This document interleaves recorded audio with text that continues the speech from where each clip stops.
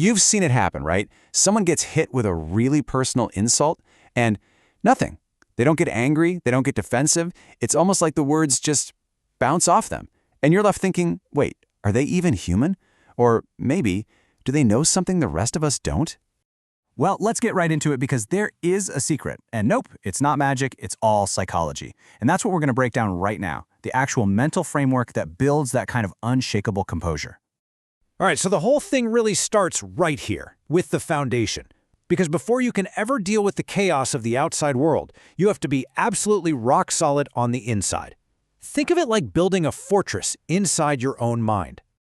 In psychology, they have a name for this. It's called self-concept clarity. Now, this isn't about having a big ego or thinking you're perfect. Not at all. It's about knowing with a really deep certainty who you actually are, your values, your strengths, and yeah, your weaknesses too. It's a self-awareness that just isn't affected by what other people say about you. And this is the absolute core of the idea. When you have what we call secure self-esteem, an insult just doesn't feel like a threat. It's just noise. It doesn't line up with the facts you already have about yourself, so your brain doesn't have to hit the panic button. Your internal reality stays completely unshaken. Okay, so once that foundation is in place, it unlocks a really powerful mental tool. This is where you actually learn to reframe what's happening right as it's happening. It's all about using what's called neutral language. This is a conscious choice, a mental practice of stripping the emotion out of an interaction and just seeing it for what it is. You're not trying to deny your feelings, you're just choosing not to be immediately hijacked by them. You're observing, not absorbing. So what does this look like in the real world? Well, the emotional brain instantly screams, I am being attacked, right? The alarms go off, the defenses shoot up. But the neutral approach, it just translates the situation to, this person is upset. You see that switch? It's subtle, but it's huge.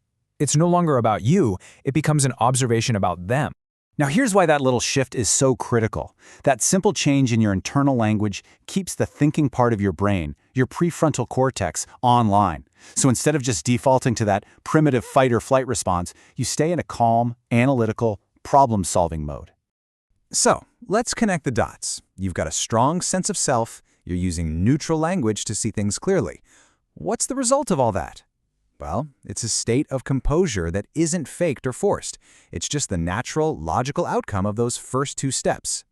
We call this emotional containment. And I want to be super clear here. This is not about suppressing your emotions. It's not about pretending you don't feel anything. It's about keeping your response measured, making sure the size of your reaction actually matches the size of the event.